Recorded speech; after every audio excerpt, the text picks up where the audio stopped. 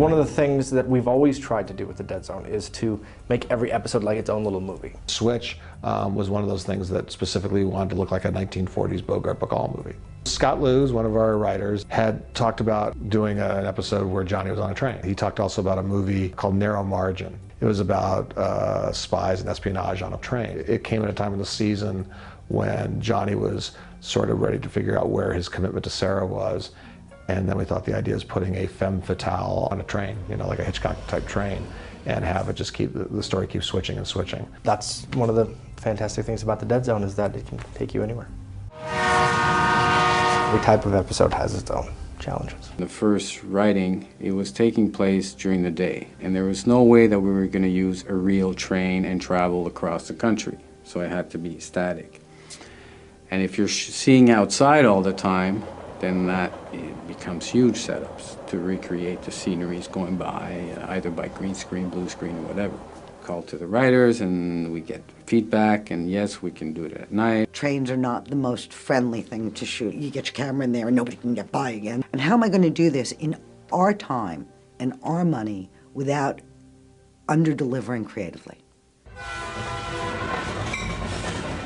They found this train museum that had a bunch of trains. Now, none of them were like more than a car or two, but they were in a warehouse type building. And we literally shot 90% of the show in the warehouse and on those trains. Once we realized that we could have these trains and we could shoot there, 24 hours a day, and we could make them move, it actually became a pretty cost-effective thing to do. The main challenge was to unify and create a whole train with different periods and different styles and different looks. This car is from 1965 and this is from 1950. And we didn't know how we would do that. We put some tables in the diner car and we added up some stuff to make sure it works with the story, but it didn't connect really well, all the wagons together. And the answer came from lighting. My gaffer, Francois, says, oh, it'd be nice we could shoot in black and white, like the old black and white movies that were taking place in trains. We won't be able to put it on the air in black and white. Well, we could probably work with the art department and desaturate the colors and use costumes that recalls period pieces and then the makeup, and everybody picked up on it. The director, Paolo, said, yeah, it doesn't have to be real. We can create a new world, per se.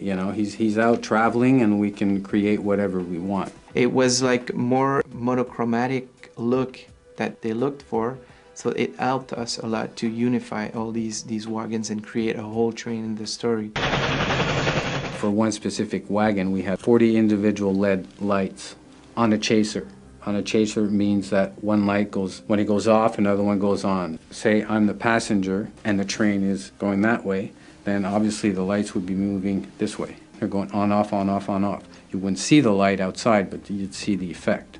We're able to basically shake the cameras to give it that feeling of moving, whether it's the Starship Enterprise where people are doing this. There's a lot of train sounds in the libraries of Hollywood, so we were able to use some of that.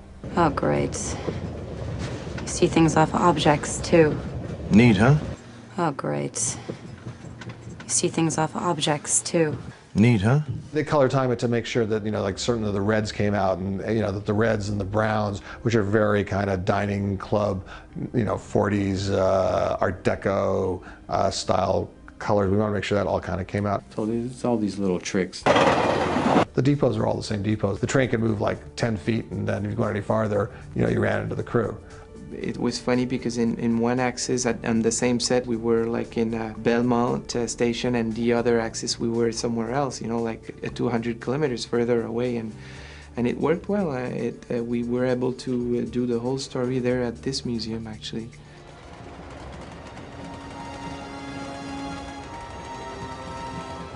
It felt right in line with what Scott and Scott Shepherd wanted to do when they set out to do this episode, so I was really pleased with it. It was really that moment in which everybody gave you their knowledge, and the show just came off in an economically feasible manner, in a timely manner, and its creativity stands on its own.